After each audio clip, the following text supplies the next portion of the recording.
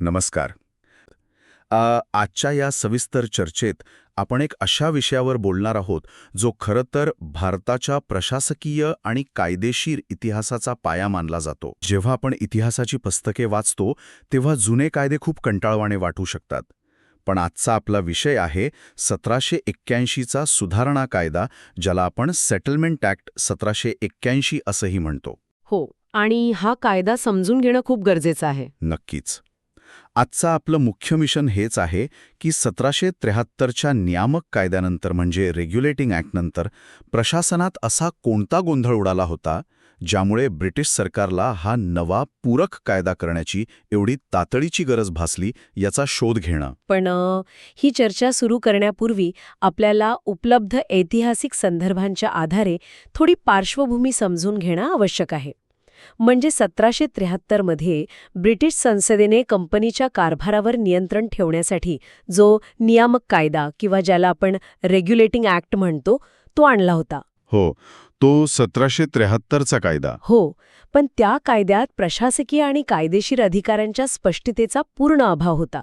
म्हणजे कंपनीचे अधिकारी, गव्हर्नर जनरल आणि जे नव्याने स्थापन झालेलं सर्वोच्च न्यायालय होते त्यांच्यात अधिकारांवरून सतत संघर्ष होत असे. तो वॉरन हेस्टिंग्सचा काळ ना? अगदी बरोबर.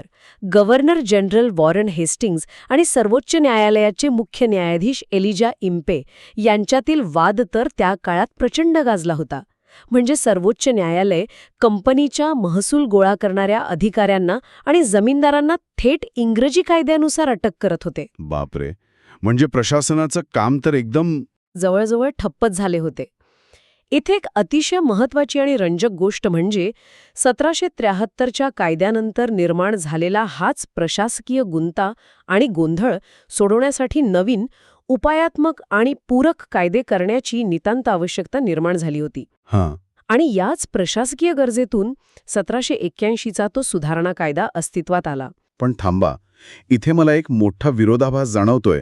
कारण उपलब्ध नोंदीनुसार या 1781च्या कायद्याने कंपनीच्या अधिकाऱ्यांना चक्क सर्वोच्च न्यायालयाच्या अधिकार क्षेत्राबाहेर ठेवले. हो, म्हणजे कंपनीचे पदाधिकारी जेव्हा त्यांच्या काय म्हणतो आपण शासकीय क्षमतेत किंवा अधिकृत पदावर राहून एखादे काम करतील तेव्हा त्यांच्या त्या कृतीसाठी त्यांना सर्वोच्च न्यायालयात खेचता येणार नव्हते. पण सर्वोच्च न्यायालयाचे अधिकार जर असे कमी केले तर मग कंपनीच्या अधिकाऱ्यांना आणि गव्हर्नर जनरलला मनमानी करायला मोकळीक मिळाली नाही का? हां, तर एका अर्थाने प्रशासकीय हुकुमशाहीकडे जाणारा मार्ग वाटतो मला. तुमचा हा अत्यंत रास्त आणि महत्त्वाचा प्रश्न आहे. म्हणजे वरवर पाहता तसे नक्कीच वाटू शकते की अधिकाऱ्यांना अमर्याद अधिकार दिले गेले. पण जर आपण तत्कालीन प्रशासकीय परिस्थितीचं विश्लेषण केले तर यामागील मूळ उद्देश हुकुमशाही प्रस्थापित करणे हा नव्हता. मग काय होता? प्रशासनातील जे अडथळे होते ते दूर करणे हा होता. म्हणजे बघा, जर गव्हर्नर जनरलनी घेतलेल्या प्रत्येक धोरणात्मक निर्णयाला सर्वोच्च न्यायालयात आवाहन दिले जाऊ लागले तर कोणताही निर्णय वेळेवर लागू करणे अशक्यच होते ना? हो, तेही आहेच.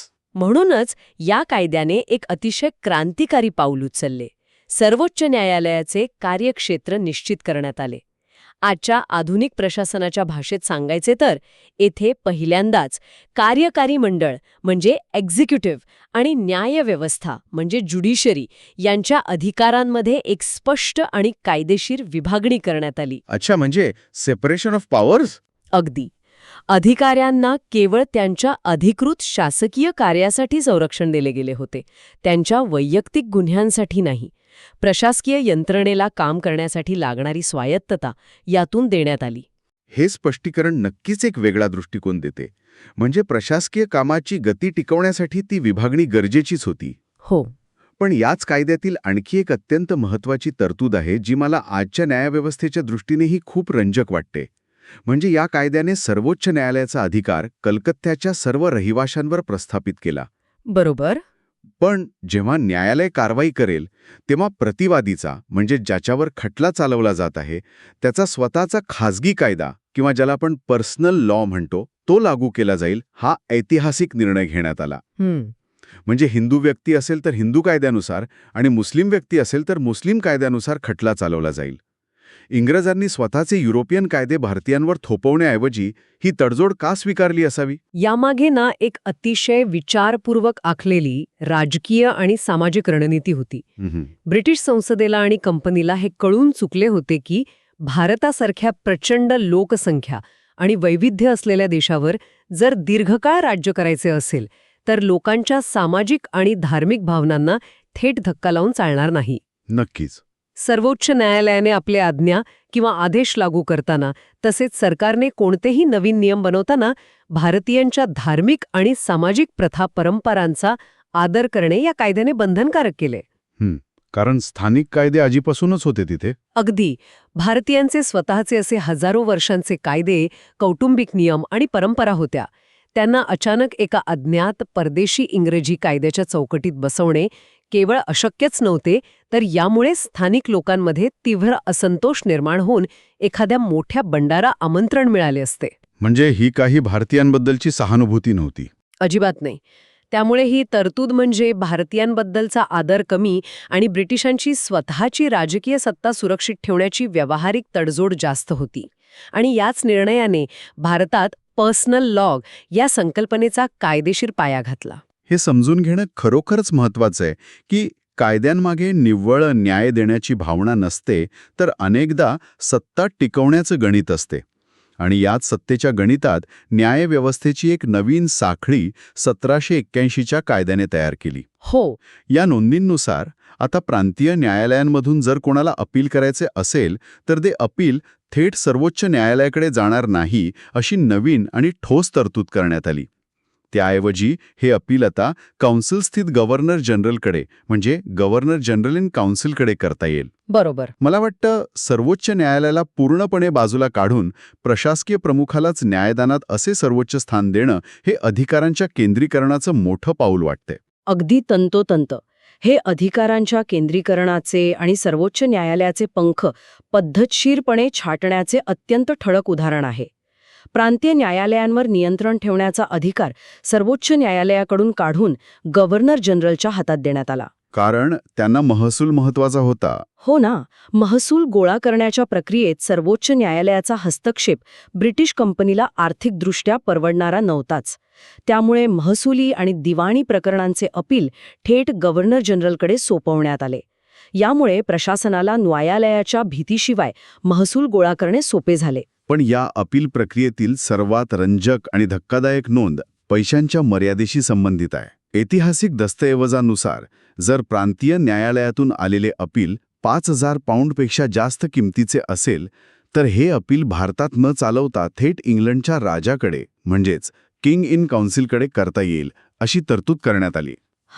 आता 1780च्या दशकात 5,000 पाऊंड ही रक्कम म्हणजे आजच्या हिशोबाने एक प्रचंड मोठी संपत्ती होती. याचा अर्थ असा होतो का की न्यायव्यवस्था गरिबांसाठी वेगळी आणि अतिश्रीमंतांसाठी वेगळी अशी विभागली गेली होती. या तरतुदीकडे पाहण्याचा तो एक अत्यंत अचूक मार्ग आहे. 5,000 पाऊंड ही मर्यादा एवढी मोठी होती की सामान्य माणूस किंवा छोटे व्यापारी तिथपर्यंत पोहोचण्याची कल्पनाही करू शकत नव्हते. मग कोण पोचू शकत होते तिथे? फक्त मोठे नवाब, अतिश्रीमंत जमीनदार किंवा बडे व्यापारी यांचेच खटले थेट इंग्लंडपर्यंत पोचू शकत होते. लंडनमधील न्यायालयांचा वेळ छोट्या मोठ्या भारतीय खटल्यांमध्ये वाया जाऊ नये आणि केवळ राजकीय किंवा प्रचंड आर्थिक उलाढाल असलेल्या प्रकरणांवरच इंग्लंडचे थेट नियंत्रण राहावं, हा यामागील मुख्य हेतू होता. क्या बात आहे. म्हणजे सगळा पैशाचाच खेळ होता. आणि याच 1781च्या कायद्याने आणखी एक मोठा अडसर दूर केल्याचे या नोंदींमध्ये स्पष्ट दिसते. कोणता? आधीच्या 1773च्या व्यवस्थेनुसार गव्हर्नर जनरल आणि त्याच्या काउन्सिलने जे काही नवीन नियम किंवा कायदे बनवले असतील ते नोंदणीसाठी म्हणजेच रजिस्ट्रेशनसाठी सर्वोच्च न्यायालयाकडे पाठवणे बंधनकारक होते. हो, ते रजिस्ट्रेशनचं कलम होतं. सर्वोच्च न्यायालयाला ते नियम रद्द करण्याचा एक प्रकारे अधिकारच होता. पण 1781च्या कायद्याने ही नोंदणीची अटच पूर्णपणे रद्द करून टाकली. सर्वोच्च न्यायालयाच्या मान्यतेची गरजच उरली नाही. बरोबर. आणि यामागे दिलेले कायदेशीर कारणही तितकेच रंजक आहे. हे गृहीत धरण्यात आले होते की गव्हर्नर जनरलने बनवलेला एखादा नियम जर इंग्लंडच्या मूळ कायद्याला विरोध करत असेल तर त्याला तशीही मान्यता दिली जाणार नाही. त्यामुळे प्रत्येक नियमाच्या नोंदणीसाठी सर्वोच्च न्यायालयाची परवानगी घेण्याची कोणतीही आवश्यकता उरली नाही. या एका निर्णयामुळे गव्हर्नर जनरल कायदे बनवण्यासाठी आणि प्रशासकीय निर्णय घेण्यासाठी पूर्वीपेक्षा खूप जास्त स्वतंत्र आणि शक्तिशाली झाला.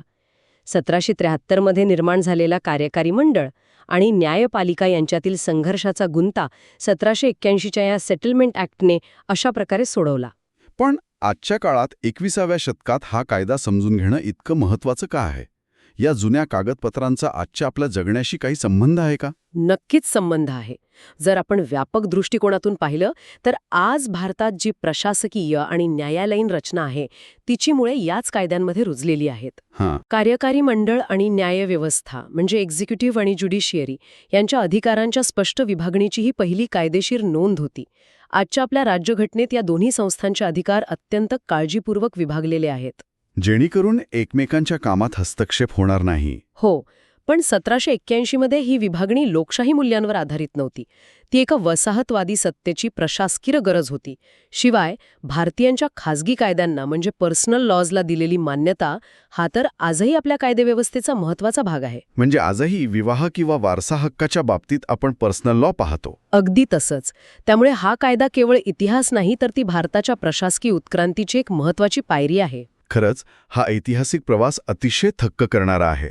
कागदावरचे कोरडे कायदे प्रत्यक्ष माणसांच्या भविष्यावर किती सखोल परिणाम करतात हे यातून दिसून येतं. पण आजची ही सविस्तर चर्चा संपवताना एक असा विचार मनात घर करून राहतो जो ऐकणाऱ्या प्रत्येकाला नक्कीच विचार करायला भाग पाडेल. कोणता विचार? 1781च्या या कायद्याने कंपनीच्या अधिकाऱ्यांना वाचवण्यासाठी अधिकारांची जी सोयीस्कर विभागणी केली, गव्हर्नर जनरलचे अधिकार ज्या प्रकारे अमर्याद वाढवले, त्यावरून असा प्रश्न पडल्याशिवाय राहत नाही की ही संपूर्ण न्यायालयीन आणि प्रशासकीय रचना खरोखरच सर्वसामान्यांना न्याय देण्यासाठी निर्माण केली जात होती, हां, की केवळ ईस्ट इंडिया कंपनीच्या प्रशासकीय सोयीसाठी, त्यांचा महसूल वाचवण्यासाठी उभारलेली ही एक अभेद्य तटबंदी होती. कायदा न्यायासाठी होता की सत्तेच्या सोयीसाठी? हां, खरोखरच एक अतिशय मार्मिक प्रश्न आहे. इतिहासाकडे अशाच चिकित्सक दृष्टिकोनातून पाहणं आवश्यक असतं. कायदे केवळ वाचून समजत नाहीत, ते कोणाच्या फायद्यासाठी बनवले गेले हे समजून घेणं जास्त महत्त्वाचं असतं. अगदी बरोबर. आणि याच एका सखोल विचारासोबत आपण आजच्या या डीप डाईव्हच्या शेवटाकडे आलो आहोत. आशा आहे की 1781च्या या सुधारणा कायद्याची ही सफर माहितीपूर्ण वाटली असेल. होय. पुन्हा भेटूया अशाच एका नवीन विषयाच्या सखोल विश्लेषणासोबत. तोपर्यंत असाच विचार करत रहा आणि नवीन गोष्टी शिकत रहा. धन्यवाद. धन्यवाद.